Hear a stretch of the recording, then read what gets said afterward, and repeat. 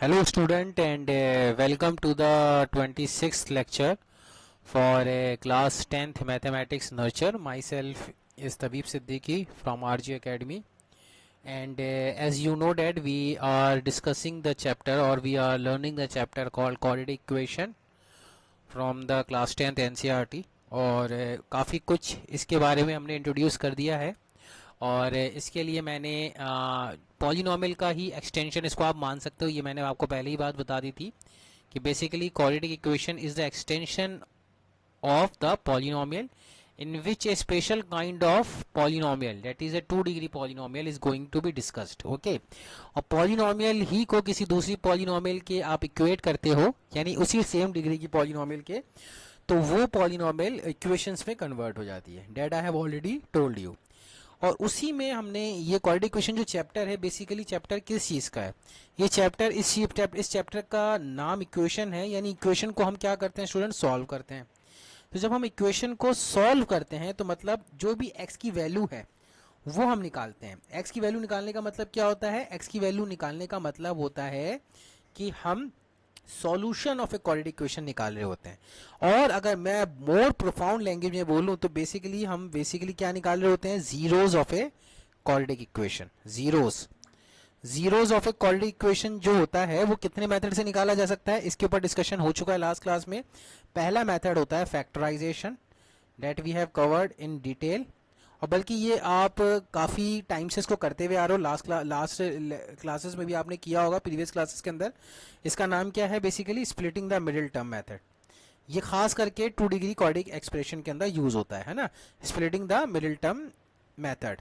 दूसरा मेथड जो हमने बताया था, जो मैंने आपको बोला था कि बेसिकली यही ओरिजिनल मेथड है किसी भी 2 डिग्री इक्वेशन को सॉल्व करने के लिए.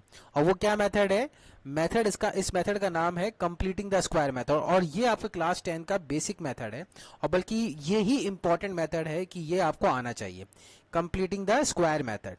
ये बहुत इंपॉर्टेंट मेथड है, बोर्ड में इसी से ज़्यादा क्वेश्चन बनते हैं. तो इसके मैंने लास्ट क्लास में देखिए स्टेप्स भी लिखवाए थे, अभी भी लिखे हुए steps, completing the square method. तो इसमें क्या करना होता है वो काफ़ी डिटेल में डिस्कस कर चुके हैं कि सबसे पहले हमें क्वाड्रेटिक इक्वेशन के अंदर जो एक्स स्क्वायर का कोफिशिएंट है उसको 1 करना होता है, पूरी इक्वेशन को एक्स स्क्वायर के कोफिशिएंट से डिवाइड करके.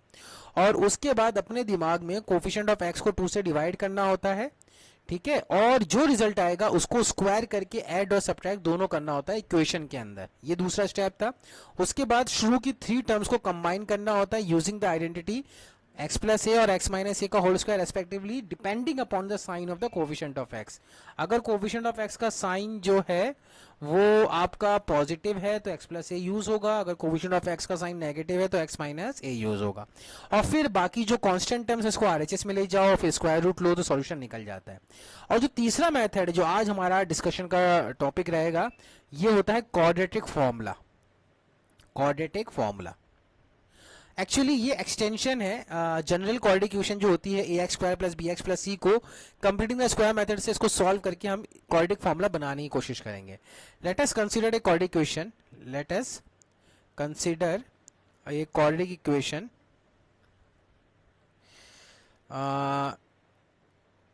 जनरल ले लेते हैं.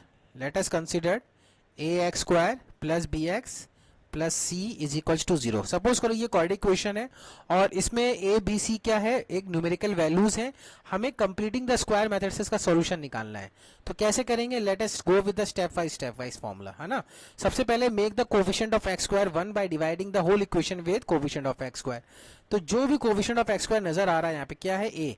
तो पूरी इक्वेशन को हम क्या करेंगे, पूरी इक्वेशन का एलएचएस एंड आरएचएस समेत पूरी इक्वेशन को हम ए से डिवाइड कर देंगे. सो ये आ जाएगा a square by a plus b by a times x plus c by a is equals to 0 by a. ऐसा कर सकते हैं क्योंकि हर जगह से ए कैंसिल हो जाएगा.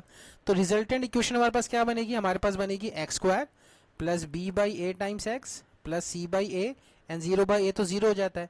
तो ये हमारे पास रिजल्टेंट आ गई. ये तो स्टेप 1 कवर हुआ, ठीक है. इसके काफ़ी डिटेल में हम इसको डिस्कस कर चुके हैं कि कैसे ये स्टेप्स फॉलो अप होते हैं, राइट.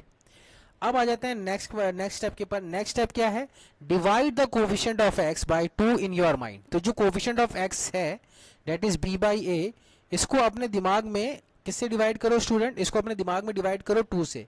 तो b बाई a को अगर अपन 2 से डिवाइड करते हैं तो मेरे ख्याल से b बाई 2a आता है, ठीक है, तो ये b बाई टू ए जो आया है इसका स्क्वायर क्या करना है, द रिजल्ट ऑब्टेन जो b बाई टू आया, add and subtract the square of it in the given equation.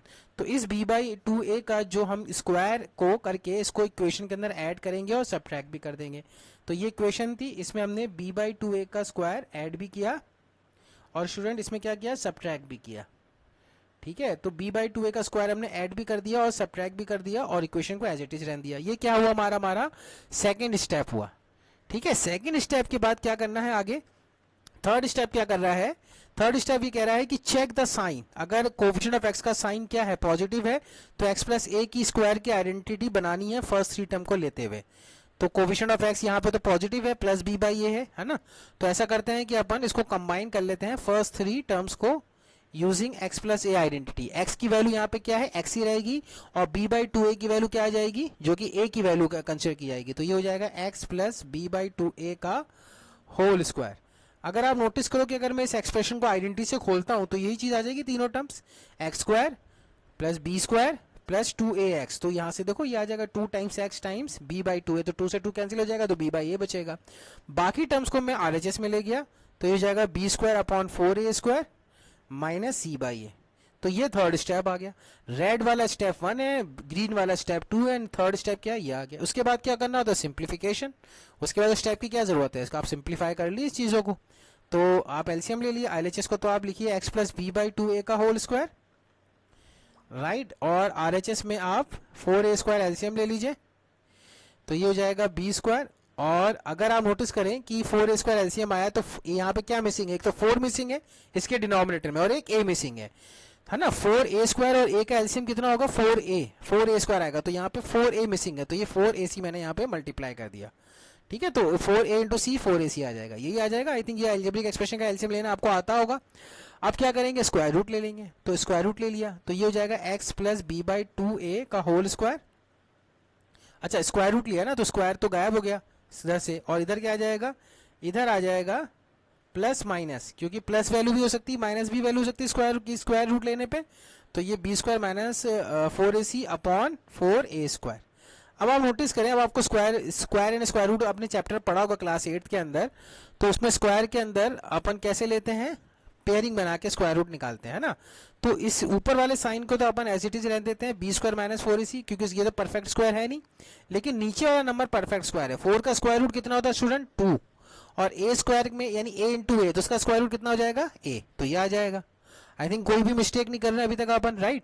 अब आप b बाई टू को, ये प्लस b बाई टू है, इसको आरएचएस में ले जाइए, तो ये हो जाएगा x is equals to minus b by two a plus minus square root of b square minus 4ac upon 2a।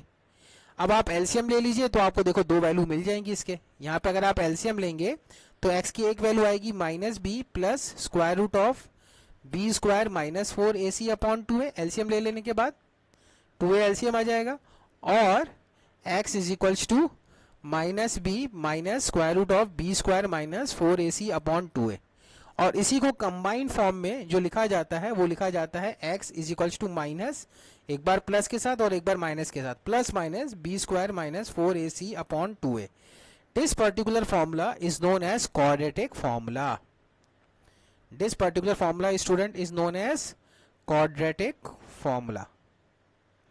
ठीक है, quadratic formula to find the solution of a equation called ax square plus bx plus c is equals to 0.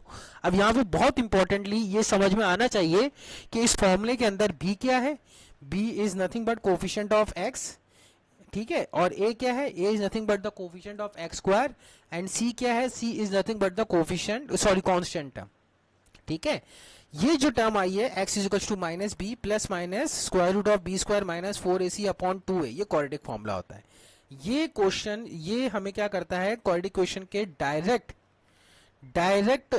निकालने के लिए हमें बता देता है कि किस तरह से हम क्वाड्रेटिक क्वेश्चन को डायरेक्टली सॉल्व कर सकते हैं without completing the square method और विदाउट फैक्टराइजेशन। ठीक है, तो जैसे कि इस फॉर्मूले को बेस पे अपन कुछ क्वेश्चंस करते हैं क्वाड्रेटिक फॉर्मूला के बेस पे। ठीक है, जैसे कि फर्स्ट क्वेश्चन में लिखता हूं, solve for example 2x square minus 3x minus 4 is equals to 0।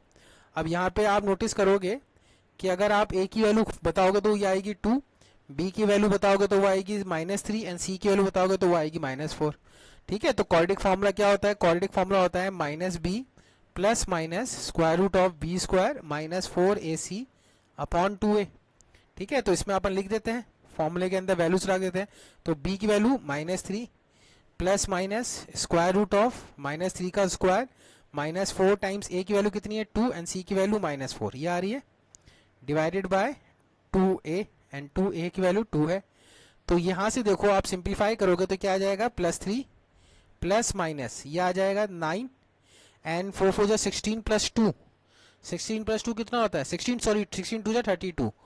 ठीक है, तो ये माइनस और माइनस प्लस हो जाएगा तो ये 32 आ जाएगा यहाँ पे +32 एंड डिवाइडेड बाय 4। ठीक है, अब आप दोनों रूट्स को चाहो तो सेपरेटली लिख सकते हो। ठीक है, दोनों रूट्स को चाहो तो सेपरेटली लिख सकते हो। क्या लिख सकते हो? एक आ जाएगा x = 3 plus square root of 41 upon 4 और एक आ जाएगा x = 3 minus square root of 41 upon 4। ये दो रूट्स आ रहे हैं और नोटिस करो ये इरेशनल रूट्स हैं, इरेशनल रूट्स हैं। और इरेशनल रूट्स के बारे में मैंने लास्ट क्लास में भी आपको बताया था कि इरेशनल रूट्स जो होते हैं ऑलवेज अकर इन कॉन्जुगेट पेयर फॉर्म। तो देखो यहाँ पे आ रहे हैं इरेशनल रूट्स जो हो रहे हैं वो कॉन्जुगेट पेयर की फॉर्म में आ रहे हैं। ठीक है, एक अगर अल्फा प्लस बीटा है तो दूसरा अल्फा माइनस बीटा, यानी अल्फा प्लस रूट बी है तो दूसरा अल्फा माइनस रूट बी है, राइट। सो कॉन्जुगेट पेयर की फॉर्म में एग्जिस्ट करते हैं इरेशनल रूट्स। तो यहाँ पे ये भी प्रूफ हो गया है ऑलरेडी। एक और क्वेश्चन ले लेते हैं इसी कंसेप्ट पे बेस पे, क्वाड्रेटिक फार्मूला के बेस पे ही क्वेश्चन सॉल्व करते हैं। ठीक है, जैसे कि सपोज करिए कि मैं क्वेश्चन लिखता हूँ 3x² - 7x - 6 = 0। ठीक है, तो सॉल्यूशन क्या रहेगा? सॉल्यूशन a की वैल्यू यहाँ पे 3 है, b की वैल्यू यहाँ पे -7 है एंड c की वैल्यू यहाँ पे -6 है। ठीक है, तो क्वाड्रेटिक फार्मूला को लिख लेते हैं, x = -b प्लस माइनस। आप चाहो तो अलग अलग भी लिख सकते हो, प्लस माइनस किसी के बार बार लिखने के एक साथ लिखने के बजाय अलग अलग लिख सकते हो। तो मैं ऐसे अलग अलग लिख लेता हूँ। इस बार इस क्वेश्चन को मैं अलग अलग फॉर्मूले से सॉल्व कर लेता हूँ। एक ही फॉर्मूला है लेकिन -b के बाद माइनस भी आता है प्लस भी आता है, इसलिए एक साथ लिख देते हैं उसको प्लस माइनस की फॉर्म में। ठीक है, लेकिन शो का क्या मतलब है कि दो अलग अलग फॉर्मूले हैं ये।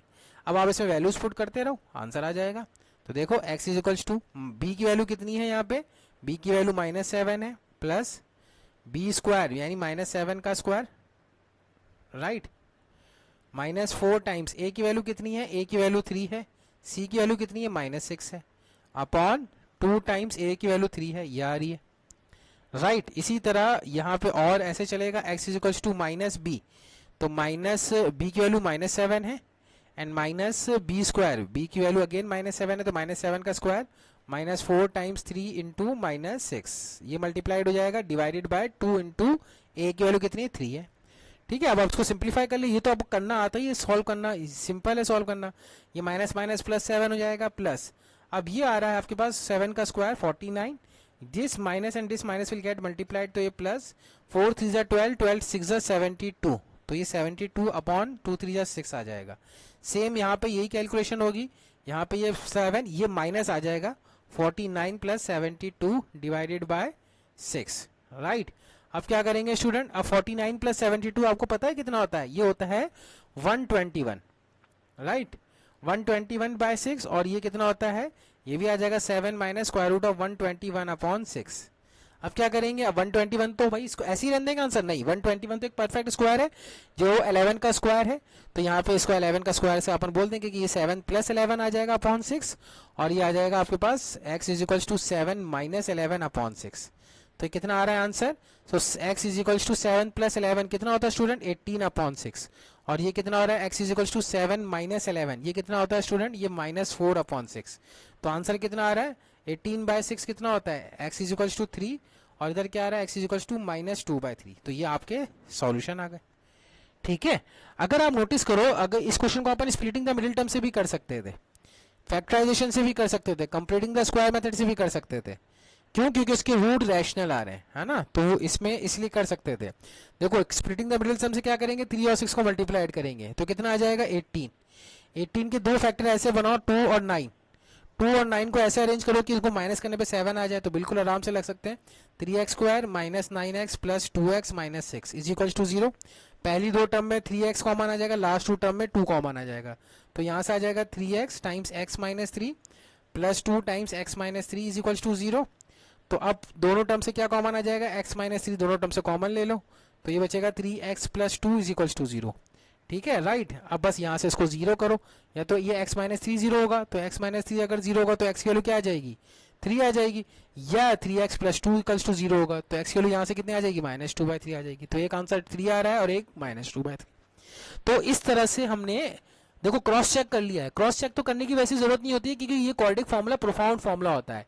कोई क्वेश्चन अगर किसी मेथड से भी सॉल्व नहीं हो रहा है, मान लो कंप्लीटिंग द स्क्वायर मेथड से भी दिक्कत आ रही है आपको सॉल्व करने में, तो क्वाड्रेटिक फॉर्मूले से तो कभी भी क्वेश्चन गलत नहीं होगा, अगर क्वाड्रेटिक फॉर्मूला आप सही सही अप्लाई कर देते हो तो। ठीक है ना, अगर सही अप्लाई करते हो तो जैसे कि अगर एक क्वेश्चन अगर अपन क्वाड्रेटिक फॉर्मूले से एक और करने की कोशिश करें, फॉर एग्जाम्पल इसमें इस बार रूट वाली टर्म ले लें। रूट वाली टर्म ले लोगे तो बढ़िया रहेगा। जैसे कि सपोज करो मैं ले लेता हूँ 3√2x square minus 5x minus √2 is equals to zero. ठीक है, तो इस क्वेश्चन के अंदर भी क्वाड्रेटिक फॉर्मूला लगाते हैं। तो क्वाड्रेटिक फॉर्मूला लगाएंगे तो क्या होगा, इसमें a की वैल्यू तो 3√2 है, b की वैल्यू -5 है, और c की वैल्यू कितनी स्टूडेंट, -√2 है। तो क्वाड्रेटिक फॉर्मूला मैं लिख देता हूँ आपके लिए। क्वाड्रेटिक फॉर्मूला क्या होता है, x is equals to minus b plus square root of b square minus 4ac upon 2a, और यहाँ पे x की value minus b minus square root of b square minus 4ac upon 2a। Right, अब यहाँ पे आपको बस values put करनी है स्टूडेंट, तो वैल्यूज आप पुट करिए इसमें, तो आपका आंसर आता चला जाएगा। b की वैल्यू -5 है तो -5 रखी मैंने, प्लस बी स्क्वायर तो -5 का स्क्वायर माइनस 4 टाइम्स a की वैल्यू कितनी है, a की वैल्यू है 3√2 है ना, 3√2 यहाँ पे लिख रखी मैंने, और c की वैल्यू कितनी है -√2, तो ये -√2 लिख दिया। अब ये जो माइनस वाला साइन है इसी के यहाँ पे लगा दिया। ठीक है, मैंने बताया था ना कंबाइन वाला साइन लगा सकते हैं ताकि हमें एक्सप्रेशन को बार बार लिखना ना पड़े। इस बार बार लिखने को अवॉइड करने के लिए हमने एक ही फॉर्मूले में दोनों फॉर्मूले को एडजस्ट करने की कोशिश करी है, और कुछ नहीं है ये। उसके बाद क्या है, 2 टाइम्स a, तो a की वैल्यू अगेन 3√2 है, तो लिख दिया हमने ऐसे। अब इसको आप सॉल्व कर लीजिए, सिंप्लीफाई कर लीजिए, तो ये कितना आ जाएगा, x is equals to minus minus plus 5 plus minus ये आ जाएगा square root of b square, that is 5 का स्क्वायर कितना होता है 25। अब ये माइनस और ये माइनस मल्टीप्लाई होकर आपस में प्लस हो जाएंगे, 4 3 जा 12, और √2 इंटू √2 कितना होता है 2, तो 12 इंटू 2 24, तो 25 प्लस 24 आ रहा है, डिवाइडेड बाय 2 3 जा 6 6√2 आ रहा है। राइट, ये 6√2 बन रहा है। अब आप इसको और सिंप्लीफाई कर लेते हैं इसको, और सिंप्लीफाई कैसे होगा, ये हो जाएगा x is equals to 5 plus minus √49 upon 6√2। ठीक है, तो अब यहाँ पे आप दो फॉर्मूले में अलग लिख लीजिए भाई। एक तो 49 का स्क्वायर रूट अपने को पता है 7 होता है, तो यहाँ से x की वैल्यू क्या आ जाएगी 5 प्लस 7 अपॉन 6√2, एंड दूसरी वैल्यू क्या आ जाएगी x is equals to 5 minus 7 upon 6√2। उसको सिंप्लीफाई करना चाहो तो कर सकते हो। ठीक है, 5 प्लस 7 कितना होता है स्टूडेंट 12 अपॉन 6√2, तो ये कितना हो जाएगा 6 2 जा 12, और 2 को लिख सकते हैं √2 इंटू √2, तो यहाँ से √2 और √2 कैंसिल हो जाएगा, तो x की वैल्यू तो √2 आ जाएगी। और ये कितना होता है 5 माइनस 7 माइनस 2 अपॉन 6 बाय √2, ये 2 1 जा 2 और ये 2 3 जा 6 कैंसिल हो जाएगा, तो ये आ जाएगा x इक्वल्स टू -1 अपॉन 3√2। चाहे तो कोई स्टूडेंट √2 को रैशनलाइज कर ले, तो ये कितना आ जाएगा -√2 अपॉन 6। तो एक वैल्यू तो एक रूट तो आ रहा है इसका आपका x इज इक्वल्स टू √2, और एक रूट आ रहा है आपका x is equals to -√2 upon 6, ये आंसर हो जाएगा। ठीक है, तो इस तरह से अपन क्वेश्चन को आसानी से सॉल्व कर सकते हैं। आई थिंक इसमें भी कोई मिस्टेक नहीं है, एक सेकेंड, हाँ अब ठीक है। तो एक और क्वेश्चन कर लेते हैं सेम कंसेप्ट पे, है ना, और उस क्वेश्चन को अपन कंप्लीटिंग द स्क्वायर मेथड से भी कर लेते हैं ताकि लास्ट क्लास का भी रिवाइज हो जाए। जैसे ये √7x स्क्वायर है एंड -6x है एंड -13√7 इज इक्वल्स टू 0 है। ठीक है, तो दोनों मेथड से कर लेते हैं। पहले क्वाड्रेटिक फॉर्मूला लगा लेते हैं, तो a की वैल्यू तो √7 है, b की वैल्यू -6 है, एंड c की वैल्यू -13√7 है।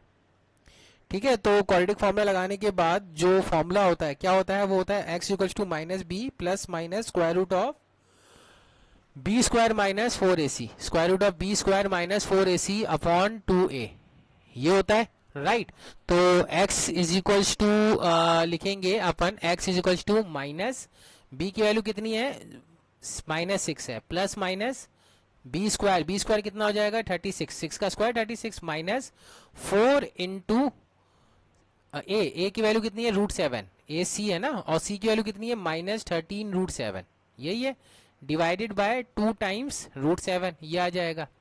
ठीक है, तो अब यहाँ पे नोटिस करें कि ये आ जाएगा x is equal to 6 plus minus ये आ रहा है 4 इंटू 13।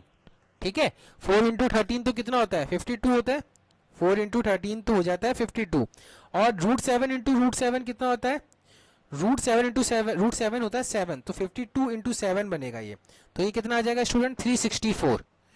ठीक है, तो ये आ जाएगा आपके पास 36 प्लस 364 डिवाइडेड बाय 2√7। ठीक है, ये आ जाएगा। इसको और सिंप्लीफाई कर लें तो ये 36 प्लस 364 कितना होता है पता है, 36 प्लस 364 होता है आपका 364 प्लस 36 आएगा 400, और 400 का स्क्वायर रूट तो आपको पता है कितना होता है 20। तो ये आपके पास दो वैल्यू आ जाएगी, x is equal to plus minus 20 upon 2√7। तो यहाँ से दो वैल्यू क्या आ जाएगी, यहाँ से दो वैल्यू आ जाएगी, एक तो आएगी 6 प्लस 20 दैट इज 26 अपॉन 2√7, और एक आ जाएगी x is equal to 6 minus 20 that is -14 upon 2√7, यही आ जाएगी वैल्यू। इसको और सिंप्लीफाई कर लें तो, और सिंप्लीफाई करने के बाद यानी 2 से कैंसिल कर लें तो ये 2 से कैंसिल होंगे तो 213 अपॉन √7, और ये 2 से कैंसिल होंगी तो -7 अपॉन √7, और सिंप्लीफाई करना चाहें तो √7 से रैशनलाइज कर लें ऊपर जगह ऊपर नीचे, तो ये हो जाएगा x is equal to 13 √7 upon 7, और ये हो जाएगा x इज इक्वल टू -√7, √7 से अगर रैशनलाइज कर लेते हैं।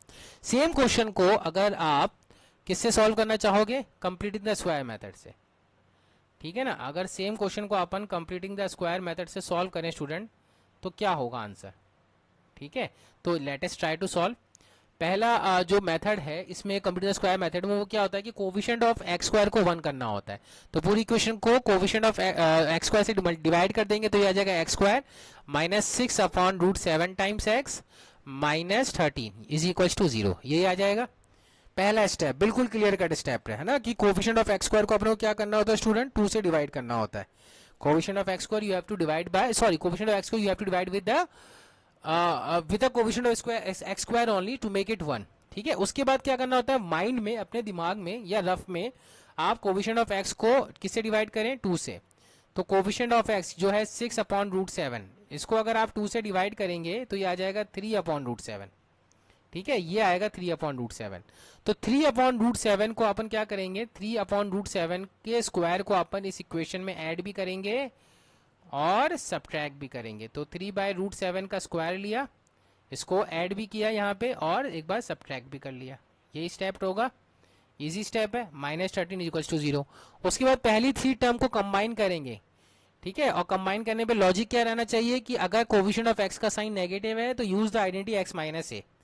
तो यहाँ पे पहली टर्म तो x होती है, लास्ट वाली टर्म जो थर्ड टर्म है लास्ट वाली टर्म होती है वो a होती है, तो ये आ जाएगा x -3/√7। ठीक है, x -3/√7 का स्क्वायर, और बाकी जो बची हुई दो टर्म उसको RHS में ले जाते हैं तो ये हो जाएगा 9/7 प्लस 13, ये हो जाएगा। अब इसको आप दोनों तरफ आप चाहें तो सिंप्लीफाई करके स्क्वायर रूट ले लें, तो x -√7 का स्क्वायर एंड 13 7 जा, अब 13 7 जा मल्टीप्लाई करिए, 13 इंटू 7 होता है 91, और 91 प्लस 9 कितना होता है ये 100, तो ये आ जाएगा आपके पास 100 अपॉन 7। ठीक है, सिंप्लीफाई करने के बाद अब क्या करेंगे स्क्वायर रूट ले लेंगे, यही करते हैं स्क्वायर रूट ले लेते हैं दोनों तरफ। तो एक सेकेंड में इसमें एक बार और पार्टीशन कर देता हूँ, तो अब अपन यहाँ पे स्क्वायर रूट ले लेंगे तो यहाँ पे अपने पास बचेगा x -3√7 is equals to plus minus square root of 100/7। तो एक बार यहाँ से आंसर निकालेंगे तो x -3√7 is equals to square root of 100 तो 10 होता है, तो प्लस माइनस 10 अपॉन √7 आ जाएगा। तो यहाँ से दोनों आंसर निकल रहे हैं, x is equals to 3 plus minus 10 upon √7, ये आ रहा है। तो क्या आ रहा है आंसर, एक तो वैल्यू आ रही है x इज इक्वल्स टू 13/√7, देखो एक तो प्लस करेंगे 13/√7 तो यहाँ से क्या आ जाएगा, एक तो आ जाएगी प्लस करने पे 13/√7, तो यही आंसर आ रहा है x इज इक्वल्स टू 13/√7, और दूसरा माइनस करेंगे तो 3 - 10 कितना होता है -7, तो एक आ रहा है -7 अपॉन √7, तो देखो ये दूसरा आंसर आ रहा है। तो क्वाड्रेटिक फॉर्मूले से भी वही आंसर आ रहा है और अपने कंप्लीटिंग द स्क्वायर मेथड से भी सेम आंसर आ रहा है, राइट। तो ये दोनों मेथड आपको बहुत अच्छे से क्लियरली समझ में आने चाहिए। ठीक है, अगर ये मेथड आपको समझ में आते हैं तो वेल एंड गुड है, बहुत बढ़िया है। इसके बाद कुछ special type of quadratic equation होती हैं जो कि आर डी शर्मा के अंदर या एग्जाम्पलर के अंदर या एबीसी बुक के अंदर हो सकती है। एनसीईआरटी के अंदर तो ये क्वेश्चन नहीं मिलेंगे और डिफरेंट काइंड ऑफ बुक में मिल जाएंगे। बोर्ड पॉइंट ऑफ व्यू से इज नॉट वेरी इंपॉर्टेंट, आप चाहो तो इसको छोड़ सकते हो इस तरह की क्वाड्रेटिक इक्वेशन को। जैसे कि अपन ने लीनियर इक्वेशन के अंदर पढ़ा था ना, रिड्यूसिबल फॉर्म या special type of linear equation, same case यहाँ पे होता है। ठीक है, जैसे कि अगर मैं एक एग्जाम्पल से समझाता हूँ, स्पेशल टाइप है। जैसे for example 2x⁴ minus 5x² plus 3 is equals to 0। Is this a quadratic equation? Is this a quadratic equation? Am I asking, मैं ये क्वेश्चन सवाल आपसे पूछ रहा हूँ, क्या ये क्वाड्रेटिक इक्वेशन है? तो स्टूडेंट आंसर करेंगे नहीं सर, ये क्वाड्रेटिक इक्वेशन नहीं है। क्यों नहीं है स्टूडेंट ये क्वाड्रेटिक इक्वेशन? ये इसलिए क्वाड्रेटिक इक्वेशन नहीं है क्योंकि यहाँ पे जो डिग्री है वो 4 है, और डिग्री जब 4 होती है तो बाय क्वाड्रेटिक होती है, क्वाड्रेटिक नहीं होती है। क्वाड्रेटिक के लिए तो डिग्री 2 होना चाहिए। लेकिन स्टूडेंट अगर यहाँ पे आप सोचो, अगर मैं यहाँ पे अज्यूम कर लूँ कि लेट अस सपोज x² आपका एक नया वेरिएबल t है, तो x टू दी पावर, यानी दोनों तरफ स्क्वायर करूंगा तो x टू दी पावर 4 क्या हो जाएगा? t²। तो ये पूरी इक्वेशन कन्वर्टिबल क्वाड्रेटिक इक्वेशन में कन्वर्ट हो सकती है। ठीक है, ये पूरी इक्वेशन कन्वर्टिबल क्वाड्रेटिक इक्वेशन में कन्वर्ट हो सकती है। कैसे हो सकती है स्टूडेंट? ऐसे हो सकती है कि अगर मैं x² को t रखता हूं तो ये इक्वेशन कैसे कन्वर्ट हो जाएगी? 2x⁴ को क्या लिख देंगे? t², माइनस x² को t रखा है तो ये माइनस 5t और ये प्लस 3 इज इक्वल्स टू 0, ये आ जाएगा। यानी ये पूरी इक्वेशन किस में कन्वर्ट हो गई? क्वाड्रेटिक इक्वेशन में। इसको बोलते हैं रिड्यूसिबल टाइप भी, है ना, स्पेशल टाइप भी बोल सकते हो और रिड्यूसिबल टाइप भी बोल सकते हो। Not very important from the board point of view, लेकिन कभी कभार क्वेश्चन आ जाए तो क्या कर लें? कुछ भी नहीं कर सकते। तो इसलिए थोड़ा मैंने आपको आइडिया दे दिया। हालांकि आर डी शर्मा में क्वेश्चन है और एग्जाम्पलर में क्वेश्चन है, एबीसी बुक के अंदर क्वेश्चन है, अरिहंत के अंदर क्वेश्चन है। If you are solving different books, वहां पे क्वेश्चन नजर आएगा, फिर आपको अगर सर ने पढ़ाया नहीं, इसलिए मैं ये पढ़ा रहा हूँ। लेकिन अगर आप चाहो तो इसमें लिबर्टी ले सकते हो, इसको छोड़ सकते हो, है ना। लेकिन छोड़ने का मतलब ये नहीं कि छोड़ ही दो, जब मैं पढ़ा रहा हूँ तो पढ़ ही लो ना, इतना भी मतलब लेजी मत बनो। नहीं समझ में आएगा तो कोई दिक्कत नहीं है, आप मुझसे पूछो, लेकिन इतना डिफिकल्ट भी नहीं है। मैंने क्या बोला कि कुछ इक्वेशंस ऐसी होती हैं जिसको अपन क्वाड्रेटिक में कन्वर्ट कर सकते हैं, उसका एग्जांपल दिया है। अब इस इक्वेशन को आप सॉल्व करना चाहो तो किसी मेथड से कर लो। मैं इसको किससे मेथड से सॉल्व कर सकता हूँ? मैं इसको चाहूँ तो सॉल्व कर सकता हूँ किससे? स्प्लिटिंग द मिडिल टर्म से। 2 × 3 6 होता है, तो ये 2t² लिखूंगा minus 6t plus t plus 3 is equals to 0। ठीक है ना, स्प्लिटिंग द मिडिल टर्म ले लो, क्वाड्रेटिक फार्मूला ले लो, कंप्यूटिंग द स्क्वायर मेथड ले लो, जिस मेथड से भी आप चाहो सॉल्व करना, ये सॉल्व हो जाएगी। ठीक है ना, 2t² एंड आई थिंक ये माइनस 5 आ रहा है ना, प्लस 6, तो ये माइनस, यहाँ पे मैंने मिस्टेक कर दी है, ये माइनस 6 नहीं होगा, है ना, मल्टीप्लाइड करने पे भी वही आना चाहिए। तो ये आएगा माइनस 2t माइनस 3t, ये आएगा। तो यहाँ पे t माइनस 1 आ जाएगा और यहाँ पे मैंने 3 कॉमन ले लिया, तो अगेन t माइनस 1 आ जाएगा। तो अब इन दोनों में क्या कॉमन आ जाएगा? इन दोनों में t माइनस 1 कॉमन आ जाएगा, अंदर बचेगा 2t minus 3 is equals to 0। Right, अब देखो यहाँ से t की वैल्यू आएगी, t इज इक्वल्स टू 1 और t is equals to 3/2। Is this the answer? No, this is not the answer. Why it is not the answer? Because we have to find the value of x. We don't need the value of t. Solve का मतलब होता है कि x की value पता लगाई जाए, t की वैल्यू नहीं। तो हम क्या करेंगे, अब t की वैल्यू जो हमने मानी थी x² वापस से पुट कर देंगे। t की वैल्यू हमने क्या मानी थी? x², तो यहाँ पे हमने पुट किया x² इज इक्वल्स टू 1 और यहाँ पे पुट किया हमने x² इज इक्वल्स टू 3/2।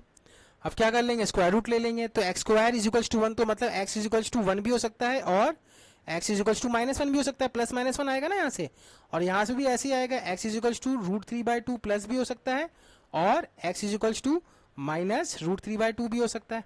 अब आप बोलोगे सर x की 4 वैल्यूज आ रही हैं, आनी भी चाहिए भाई 4 वैल्यूज। क्यों? क्योंकि ये 4 डिग्री पॉलिनोमियल है, 4 डिग्री इक्वेशन है, और 4 डिग्री इक्वेशन के कितने जीरोज होते हैं स्टूडेंट्स? 4 डिग्री इक्वेशन के कितने जीरोज होते हैं? 4 डिग्री इक्वेशन के 4 जीरो होते हैं। याद आया? तो यहां से देखो कि 4 डिग्री इक्वेशन के 4 जीरो आ रहे हैं, +1 -1 प्लस √3/2 माइनस √3/2। ये क्वाड्रेटिक इक्वेशन कौन सी है? Special type of quadratic equation. Again I am repeating कि ये बोर्ड पॉइंट ऑफ व्यू से इतना इंपॉर्टेंट नहीं है। आ सकता है क्वेश्चन, वेरी मच, अभी तक 3-4 सालों के अंदर तो नहीं आया है, इससे पहले आया था एक आध क्वेश्चन, लेकिन अभी आ सकता है क्या इन फ्यूचर? God knows. लेकिन पढ़ के तो सब जाना चाहिए बोर्ड एग्जाम के लिए, तो बोर्ड एग्जाम है और ज्यादा कोई डिफिकल्ट भी नहीं है यार, इतना कोई डिफिकल्ट नहीं है कि इसमें क्या कर दिया, कुछ नहीं किया। जो कॉर्ड इक्वेशन की हमने क्या किया, रिड्यूस किया है सब्स्टिट्यूशन से, राइट। फिर भी समझ में नहीं आया तो अगेन आप मुझे परेशान करो जितना कर सकते हो, ठीक है। एक एग्जाम्पल और ले लेते हैं इस चीज के लिए, एक एग्जाम्पल ले लेते हैं सॉल्व। सपोज करो कि ये क्वेश्चन बोर्ड एग्जाम का क्वेश्चन है, आया हुआ क्वेश्चन है, एक्स स्क्वायर प्लस 3x का whole square minus x square plus 3x minus 6 is equals to 0। इसको सॉल्व करना है, ठीक है। Is this a quad equation? No, it is not a chord equation. Why it is not a chord equation? Because when you open this particular bracket, x square plus 3x का whole square को जब अपन open करते हैं ना student, तो ये open होके x plus ए का होल स्क्वायर की आइडेंटिटी से ओपन होगा, तो x स्क्वायर पे का स्क्वायर कितना होता है, x टू दी पावर 4 बन जाएगा। तो ये 4 डिग्री की क्वेश्चन आएगी। कौन सी डिग्री की? 4 डिग्री की। जैसे लास्ट एग्जांपल लिया था, तो 4 डिग्री की जब इक्वेशन आती है स्टूडेंट, तब तो परेशानी की बात हो जाती है। वो कॉर्डिक नहीं रहती, वो बायकॉर्डिक रहती है, उसके 4 जीरोस आएंगे।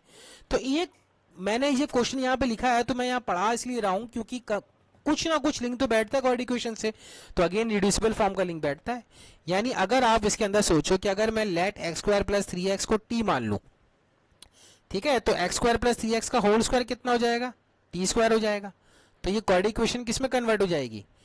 Try to analyse x square plus 3x का होल स्क्वायर t स्क्वायर, तो उसको मैं लिख सकता हूँ t स्क्वायर माइनस ये t हो जाएगा और ये माइनस 6 इज इक्वल टू 0।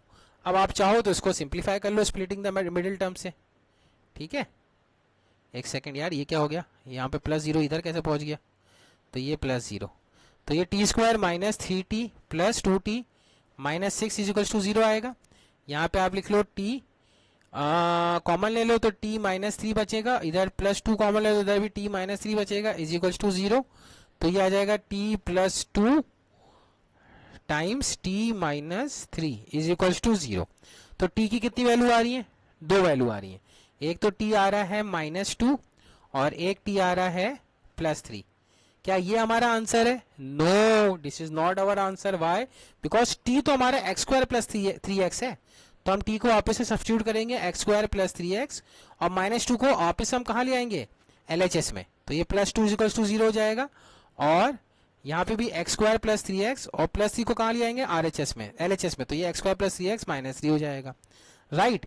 तो यहां से आप उसको चाहो तो क्वाड्रेटिक फॉर्मूला सॉल्व कर लो या complete the square method solve कर लो, आपकी मर्जी है, ठीक है। तो इस इक्वेशन के अंदर अगर मैं कंप्लीट द स्क्वायर मेथड लगाता हूं, ठीक है, तो यहाँ पे आप नोटिस करो कि ये a की वैल्यू कितनी है, यहाँ पे 1, b की वैल्यू 3, c की वैल्यू 2 है।